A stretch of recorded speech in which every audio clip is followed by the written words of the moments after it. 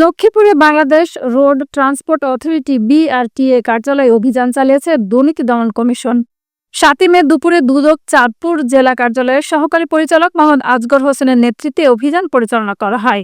অভিযানে বিআরটিএর বিভিন্ন অনিয়ম, সেবা গ্রহীতাকে হয়রানি সহ অতিরিক্ত অর্থ আদায়ের তথ্য উঠে আসে। এই অভিযান প্রসঙ্গে দুদক কর্মকর্তা বলেন, অভিযোগ রয়েছে প্রতিনিয়ত বিভিন্ন দালালের মাধ্যমে যেসব আবেদন করা হয় তাতে সুনির্দিষ্ট কিছু চিহ্ন থাকে, কিন্তু আমরা বেশ কিছু আবেদন যাচাই করে তা পাইনি। তবে দুই একটা নোট পেয়েছি। তা নিয়ে ঊর্ধ্বতন কর্তৃপক্ষ জানিয়েছে, ডিএসবি প্রতিবেদনগুলোর জন্য আবেদনগুলোতে নোট রাখা হয়েছে।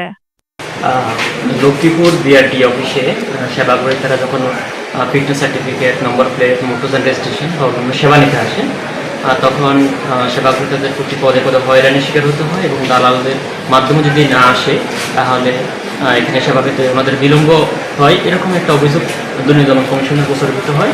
আজকে কমিশনের অনুমতি অভিযান করেছেন না তাহলে আমরা শুরুতে আমরা লম্বা সময় ধরে ছদ্মবেশে আমরা রেকি করি, আমরা সেবা গ্রহীতাদের সাথে কথা বলার চেষ্টা করি।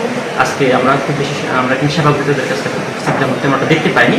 পরবর্তীতে আমরা সাম্প্রতিক সময়ে যারা গাড়ি রেজিস্ট্রেশন করেছেন বা ফিটনেস সার্টিফিকেট নিয়ে গেছেন এবং নম্বর প্লেট করে নিয়ে গেছেন, আমরা এরকম কিছু সেবা গ্রহীতাদের সাথে কথা বলি, মুঠোফোনে কথা বলি। এ সময় ওনারা আমাদেরকে ওনাদের যে বিষয়টি প্রকাশ করে।